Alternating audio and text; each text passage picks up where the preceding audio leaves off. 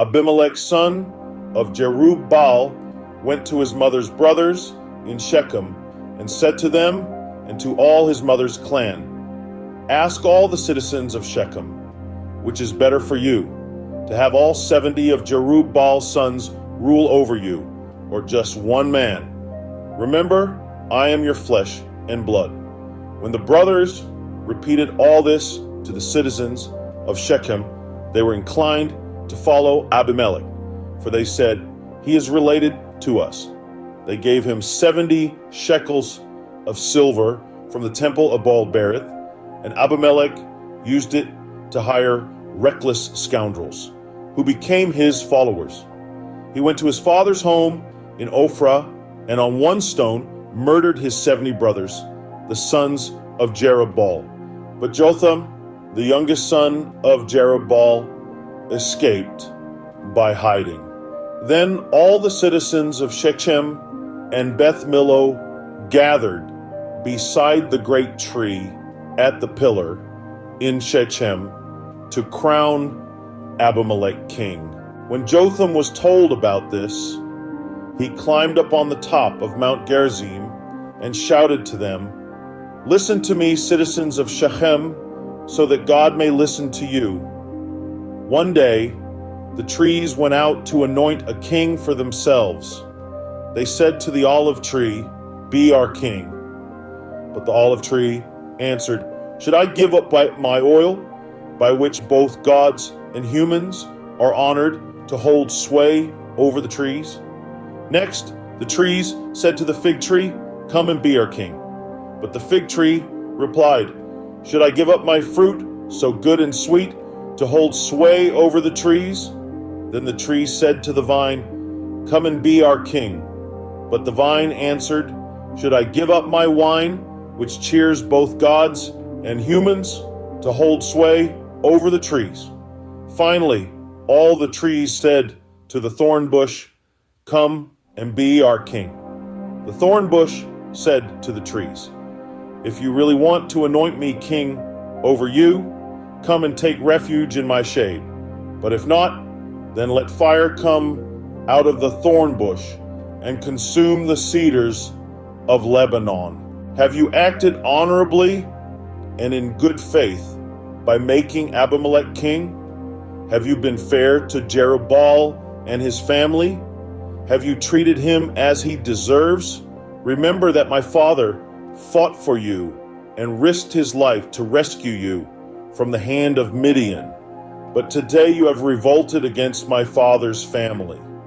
You have murdered his 70 sons on a single stone, and have made Abimelech, the son of his female slave, king over the citizens of Shechem, because he is related to you. So have you acted honorably and in good faith toward Jerubbaal and his family today? If you have, may Abimelech be your joy, and may you be his too. But if you have not, let fire come out from Abimelech and consume you, the citizens of Shechem and Beth Millo, and let fire come out from you, the citizens of Shechem and Beth Millo, and consume Abimelech. Then Jotham fled, escaping to Beer, and he lived there because he was afraid of his brother Abimelech.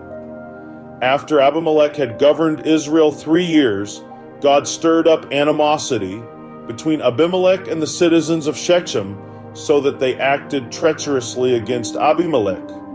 God did this in order that the crime against Jerubbaal's 70 sons, the shedding of their blood, might be avenged on their brother Abimelech and on the citizens of Shechem who had helped him murder his brothers.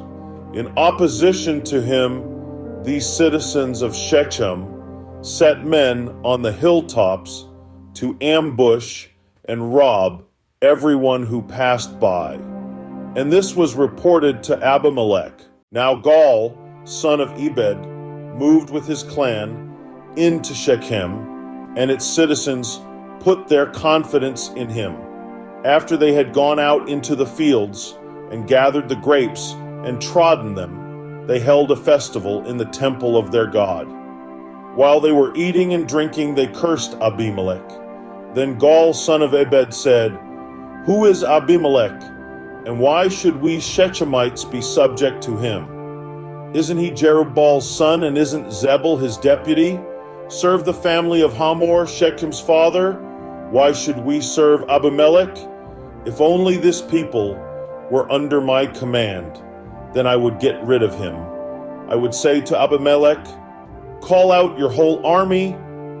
When Zebul, the governor of the city, heard what Gaal, son of Ebed, said, he was very angry.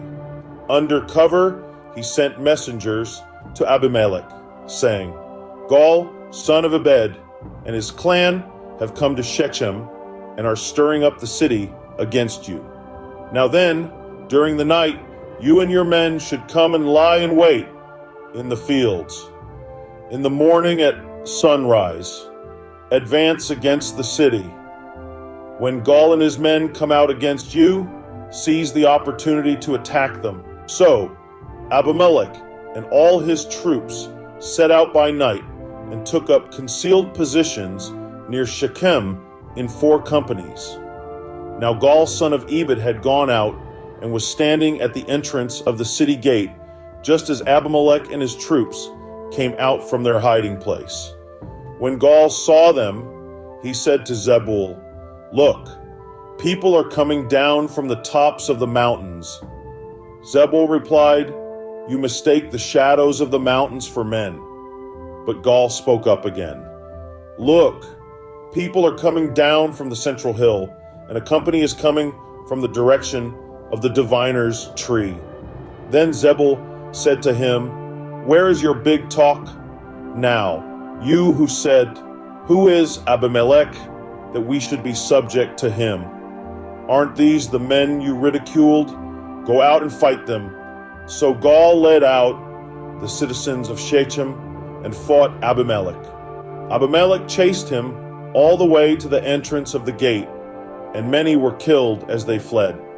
Then Abimelech stayed in Arumah, and Zebul drove Gaal and his clan out of Shechem.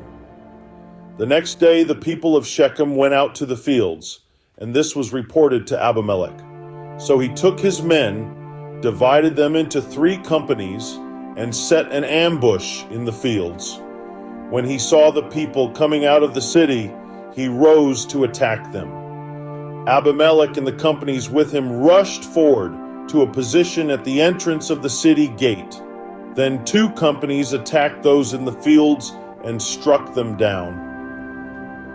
All that day, Abimelech pressed his attack against the city until he had captured it and killed its people.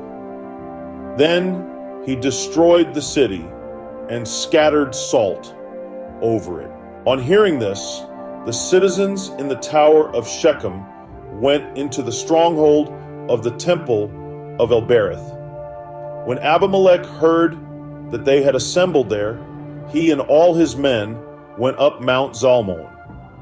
He took an axe and cut off some branches, which he lifted to his shoulders.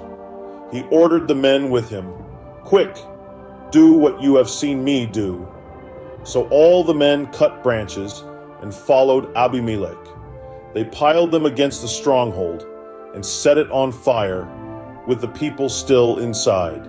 So all the people in the tower of Shechem, about 1,000 men and women, also died.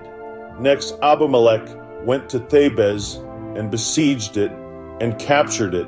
Inside the city, however, was a strong tower, to which all the men and women, all the people of the city, had fled.